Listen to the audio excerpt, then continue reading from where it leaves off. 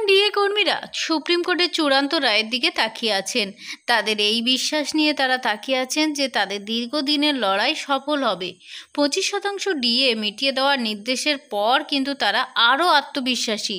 তাদের প্রাপ্য ডিএ তারা পাবেন, কারণ ডিএ দেওয়া সম্ভব। এখন ডিএ দেওয়া সম্ভব, রাজ্য চাইলেই দিতে পারে, এটা কর্মীদের অধিকার। পশ্চিমবঙ্গের সাধারণ সম্পাদক শ্রী মলয় মুখোপাধ্যায় কি বলেছেন, এই ভিডিওতে আমরা বিস্তারিত জেনে নেব। হ্যালো ফ্রেন্ডস, বাংলা অ্যাক্টিভিটি চ্যানেলে আপনাদের সবাইকে ওয়েলকাম। পশ্চিমবঙ্গ রাজ্য সরকারি কর্মীদের মহার্ঘ ভাতা অর্থাৎ ডিএ নিয়ে দীর্ঘদিনের আইনি লড়াই চলছে। এই পরিস্থিতিতে confederation of state government employees পশ্চিমবঙ্গের সাধারণ সম্পাদক শ্রী মলয় মুখোপাধ্যায় এক সাম্প্রতিক সাক্ষাৎকারে জোর দিয়ে বলেছেন যে রাজ্য সরকারের পক্ষে কর্মীদের বকেয়া ডিএ প্রদান করা সম্পূর্ণভাবে সম্ভব। তার মতে মূল সমস্যা সদিচ্ছার আর্থিক অক্ষমতা নয়। তিনি বলেন যে কর্মীরা গত 6 বছরে প্রায় 15,000 কোটি টাকা ডিএ পাননি।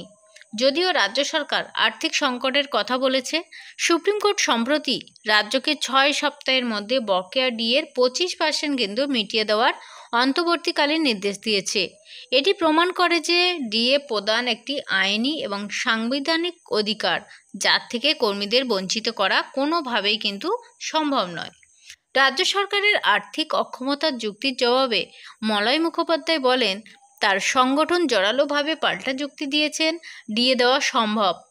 তাদের বিশদ বিশ্লেষণে উঠে এসেছে যে তথ্য, তা থেকে আমরা জানতে পেরেছি যে রাজ্য সরকার বহু শূন্য পদে প্রায় 4.5 লক্ষ স্থায়ী নিয়োগ না করে চুক্তিভিত্তিক বা পুনর্নিয়োগ প্রাপ্ত কর্মী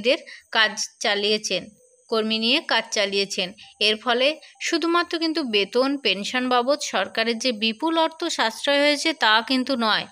মলয় মুখোপাধ্যায় বলেন যে সাশ্রয় হওয়া অর্থ, যা গত 6 বছরে আনুমানিক 15,000 কোটি টাকার কাছাকাছি, তা দিয়েই কিন্তু কর্মীদের বকেয়া ডিএ স্বাচ্ছন্দ্যে মিটিয়ে দেওয়া যেত।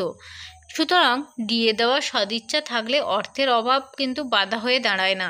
তিনি আরও বলেন যে সরকার বিভিন্ন উৎসব অনুষ্ঠানের মেলা খেলা বিভিন্ন তো অর্থ প্রদান করে, কিন্তু কর্মীদের যে ন্যায্য যে পাওনাটা সেটা কিন্তু মেটাতে তিনি কিছুতেই রাজি হচ্ছেন না। তিনি এটা যুক্তি গ্রহণযোগ্য বলে মনে করছেন না। যে অর্থ নেই এটা কিছুতেই তিনি মানতে চাইছেন না। তাই তার মতে ডিএ মেটানো কেবল একটি ন্যায্য নয়, আর্থিকভাবেও সম্ভব। তিনি আরও বলেন যে বামফ্রন্ট সরকারের উদাহরণ টেনে বলেন যে সেই সরকার পে কমিশনের সাথে 16% মহার্ঘ ভাতা দিয়েছিল। এখন বর্তমান সরকার 0 থেকে শুরু করেছিল। বর্তমানে রাজ্য কর্মীরা সেখানে 18% ডিএ পাচ্ছেন, খুব একটা কিন্তু বাড়েনি। সেখানে কেন্দ্রীয় সরকারি কর্মী ও অন্যান্য রাজ্যের কর্মীরা 55% কিন্তু ডিএ পান, যা বৈষম্যমূলক।